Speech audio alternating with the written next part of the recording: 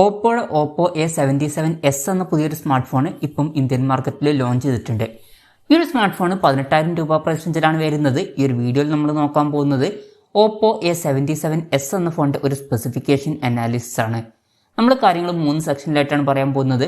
ഒന്നാമത്തെ ഒരു സെക്ഷനിൽ ഈ ഒരു പ്രൈസ് റേഞ്ചിൽ എടുത്തു പറയേണ്ട ഫീച്ചേഴ്സിനെ കുറിച്ചിട്ടാണ് പറയുന്നത്.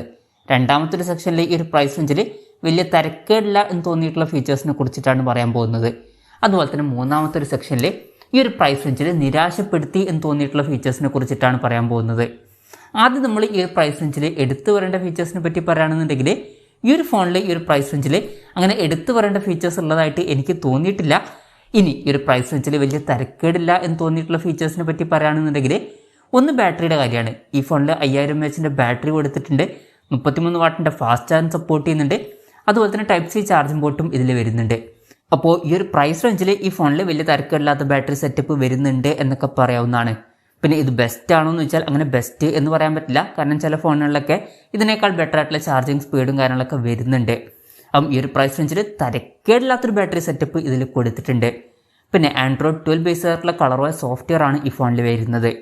ഈ ഫോണിൽ ഡ്യുവൽ സ്റ്റീരിയോ സ്പീക്കേഴ്സ് കൊടുത്തിട്ടുണ്ട്. അതുപോലെ തന്നെ ഡയറാക്ട് ഓഡിയോ ഇതിൽ സപ്പോർട്ട് ചെയ്യുന്നുണ്ട്. 3.5mm ഓഡിയോ ജാക്ക് ഈ ഫോണിൽ കൊടുത്തിട്ടുണ്ട്. ഇതൊക്കെ തിരക്കേടില്ലാത്ത ഫീച്ചേഴ്സാണ് ഈ ഒരു പ്രൈസ് റേഞ്ചിൽ. പിന്നെ ഈ ഫോണിൽ സൈഡ് മൗണ്ടഡ് ഫിംഗർ പ്രിന്റ് സെൻസറാണ് വരുന്നത്. ഈ ഒരു പ്രൈസ് റേഞ്ചിൽ ഇപ്പം മിക്ക ഫോണുകളിലും ഫിംഗർ പ്രിന്റ് സെൻസർ ഫോണിൻ്റെ സൈഡിലൊക്കെ തന്നെയാണ് വരുന്നത്. ഫോണിൻ്റെ വെയിറ്റ് വരുന്നത് ഏകദേശം 190 ഗ്രാമാണ്. തിക്നെസ് വരുന്നത് 7.99 mm ആണ്. പിന്നെ IP54 റേറ്റിംഗ് ഈ ഫോണിൽ സപ്പോർട്ട് ചെയ്യുന്നുണ്ട്. ഫോണിൻ്റെ ബാക്കിൽ ഫൈബർ ഗ്ലാസ് ലെതർ ഡിസൈനൊക്കെയാണ് കൊടുത്തിരിക്കുന്നത്. ഈ ഫോണിൻ്റെ 2 കളർ വേരിയൻസ് ഇപ്പോൾ ലോഞ്ച് ചെയ്തിട്ടുണ്ട്. സൺസെറ്റ് ഓറഞ്ചും അതുപോലെ തന്നെ സ്റ്റാറി ബ്ലാക്കും. പിന്നെ വലിയ തിരക്കേടില്ലാത്ത ഫീച്ചർ എന്ന് തോന്നിയിട്ടുള്ള മറ്റൊരു കാര്യം പ്രോസസ്സറാണ്. സ്നാപ്ഡ്രാഗൺ 680 എന്ന പ്രോസസ്സർ ഇതിൽ കൊടുത്തിട്ടുണ്ട്. പിന്നെ പ്രത്യേകം പറയേണ്ട ഒരു കാര്യം എന്താണെന്ന് വെച്ചാൽ നമ്മൾ ഓഫ്ലൈൻ മാർക്കറ്റ് മാത്രം കൺസിഡർ ചെയ്യുമ്പോഴാണ് ഇത് വലിയ തിരക്കേടില്ലാത്ത ഫീച്ചേഴ്സ് എന്ന രീതിയിൽ പറയുന്നത്. ഓൺലൈൻ മാർക്കറ്റും കൂടി നമ്മൾ കൺസിഡർ ചെയ്യുകയാണെന്നുണ്ടെങ്കിൽ ഈ ഒരു പ്രൈസ് റേഞ്ചിൽ ഇതിനേക്കാളൊക്കെ ബെറ്റർ ആയിട്ടുള്ള പ്രോസസ്സറുമായിട്ട് വരുന്ന ഫോണുകളൊക്കെ വരുന്നുണ്ട്. ഓൺലൈൻ മാർക്കറ്റ് വെച്ച് നോക്കുമ്പം ഈ ഒരു പ്രൈസ് റേഞ്ചിൽ ഈ ഒരു പ്രോസസ്സർ അത്ര മികച്ച പ്രോസസ്സറാണ് എന്ന് പറയാൻ പറ്റില്ല. ഇതിനേക്കാൾ ബെറ്റർ ആയിട്ടുള്ള പ്രോസസ്സറുമായിട്ട് വരുന്ന ഫോണുകളൊക്കെ വരുന്നുണ്ട്. ഓഫ്ലൈൻ മാർക്കറ്റ് മാത്രം വെച്ച് നോക്കുമ്പോഴാണ് ഈ ഒരു പ്രോസസ്സർ ഈ ഒരു പ്രൈസ് റേഞ്ചിൽ തിരക്കേടില്ല എന്ന് പറയാൻ പറ്റിയിട്ടുള്ളത്. അതും ഈ ഒരു ഫോണിൽ 8 GB റാം വരുന്നുണ്ട് എന്നുള്ള കാര്യം കൺസിഡർ ചെയ്യുമ്പം, അതുപോലെ തന്നെ 128 GB ഇൻറ്റേർണലും വരുന്നുണ്ട്. പിന്നെ ഈ ഒരു പ്രോസസ്സറിൽ 5G ഒന്നും സപ്പോർട്ട് ചെയ്യുന്നില്ല. മാക്സിമം 4G സപ്പോർട്ടേ വരുന്നുള്ളൂ. ഈ ഒരു പ്രൈസ് റേഞ്ചിലൊക്കെ ഇപ്പം പല ഫോണുകളിലും 5G സപ്പോർട്ടൊക്കെ വരുന്നുണ്ട്. പിന്നെ നിങ്ങൾ ഈ ഒരു പ്രൈസ് റേഞ്ചിൽ മെയിനായിട്ട് നോക്കുന്നത് പെർഫോമൻസും ഗെയിമിംഗ് ഒക്കെ ആണെന്നുണ്ടെങ്കിൽ ബെറ്റർ ആയിട്ടുള്ള പ്രോസസ്സറുമായിട്ട് വരുന്ന ഫോണുകളൊക്കെ വരുന്നുണ്ട്.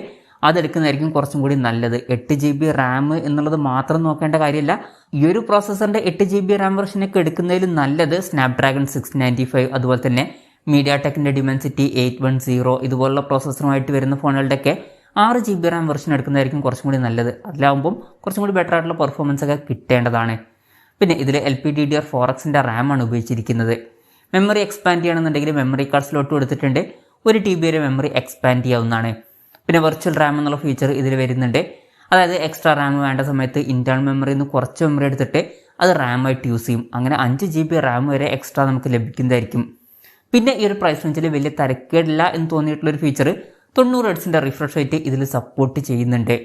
ഇനി ഈ ഒരു പ്രൈസ് റേഞ്ചിൽ കുറച്ച് നിരാശപ്പെടുത്തി എന്ന് തോന്നിയിട്ടുള്ള ഫീച്ചേഴ്സിൻ്റെ കാര്യം പറയുകയാണെന്നുണ്ടെങ്കിൽ സംഭവം ശരിയാണ്. 90 Hz റിഫ്രഷ് റേറ്റ് സപ്പോർട്ട് ചെയ്യുന്നുണ്ട്. അത് തരക്കേടില്ലാത്തൊരു ഫീച്ചറാണ് ഈ ഒരു പ്രൈസ് റേഞ്ചിൽ. പക്ഷെ ബാക്കി ഡിസ്പ്ലേ ഫീച്ചേഴ്സ് നിരാശപ്പെടുത്തി എന്ന് പറയേണ്ടി വരും. പ്രത്യേകിച്ച് ഇതിൽ 6.56 ഇഞ്ചിൻ്റെ HD+ ഡിസ്പ്ലേ ആണ് വരുന്നത്. ഫുൾ HD റെസൊല്യൂഷൻ പോലും ഇതിൽ വരുന്നില്ല. 18,000 രൂപ പ്രൈസ് റേഞ്ചിലൊക്കെ ഇനി ഏത് ഓഫ്ലൈൻ ഫോൺ ആണെങ്കിലും നമ്മൾ മിനിമം എക്സ്പെക്ട് ചെയ്യുന്ന ഒരു കാര്യമാണ് ഫുൾ HD റെസൊല്യൂഷൻ. എന്നാൽ ഈ ഒരു ഫോണിൽ അത് വരുന്നില്ല.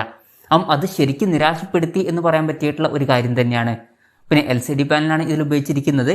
ഇപ്പം 18,000 രൂപ പ്രൈസ് റേഞ്ചിൽ നിങ്ങൾക്ക് AMOLED ഡിസ്പ്ലേയുമായിട്ട് വരുന്ന ഫോണുകൾ വേണം എന്നുണ്ടെങ്കിൽ അതിനുള്ള ഓപ്ഷൻസും കാര്യങ്ങളൊക്കെ ലഭിക്കുന്നുണ്ട്. അതുപോലെ തന്നെ ഫോണിൻ്റെ ഫ്രണ്ടിൽ വാട്ടർ ഡ്രോപ്പ് നോച്ച് ഡിസൈനുള്ള നോച്ചാണ് കൊടുത്തിരിക്കുന്നത്. ലേറ്റസ്റ്റ് ആയിട്ടുള്ള പഞ്ചോൾ ഡിസൈനൊന്നും ഇതിൽ കൊടുത്തിട്ടില്ല. ഈ ഒരു പ്രൈസ് റേഞ്ചിലൊക്കെ നമ്മൾ പഞ്ചോൾ ഡിസൈനും കാര്യങ്ങളൊക്കെ എക്സ്പെക്ട് ചെയ്യുന്നുണ്ട്. എന്നാൽ ഈ ഒരു ഫോണിൽ അതും വരുന്നില്ല. പിന്നെ ഏകദേശം 89.9% സ്ക്രീൻ ടു ബോഡി റേഷ്യോ ഈ ഫോണിൽ വരുന്നുണ്ട്. ഫോണിൻ്റെ ഫ്രണ്ടിൽ പാണ്ട ഗ്ലാസിൻ്റെ പ്രൊട്ടക്ഷൻ കൊടുത്തിട്ടുണ്ട്. പിന്നെ പീക്ക് ബ്രൈറ്റ്നസ് വരുന്നത് 600 nits ആണ്. അപ്പോൾ ഡിസ്പ്ലേ ഫീച്ചേഴ്സ് മൊത്തത്തിൽ നോക്കുകയാണെന്നുണ്ടെങ്കിൽ കുറച്ച് നിരാശപ്പെടുത്തി എന്ന് പറയേണ്ടി വരും. പ്രത്യേകിച്ച് ഈ ഒരു പ്രൈസ് റേഞ്ചിൽ HD റെസൊല്യൂഷൻ മാത്രമേ വരുന്നുള്ളൂ. അതുപോലെ തന്നെ പഞ്ചോൾ ഡിസൈനും ഇതിൽ കൊടുത്തിട്ടില്ല.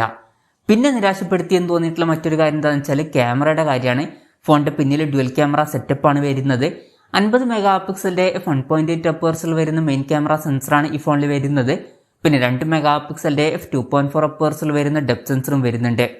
ശ്രദ്ധിക്കേണ്ട ഒരു കാര്യം എന്താ വെച്ചാൽ 18,000 രൂപ പ്രൈസ് റേഞ്ചിൽ വരുന്ന ഫോണായിട്ടും ഇതിൽ അൾട്രാ വൈഡ് ആംഗിൾ ലെൻസ് ഒന്നും കൊടുത്തിട്ടില്ല. അതുപോലെ തന്നെ സെൽഫി ക്യാമറയുടെ കാര്യം പറയുകയാണെങ്കിൽ ഫ്രണ്ടിൽ 8 മെഗാ പിക്സലിൻ്റെ 2.0 അപ്പേഴ്സിൽ വരുന്ന സെൽഫി ക്യാമറ ആണ് വരുന്നത്.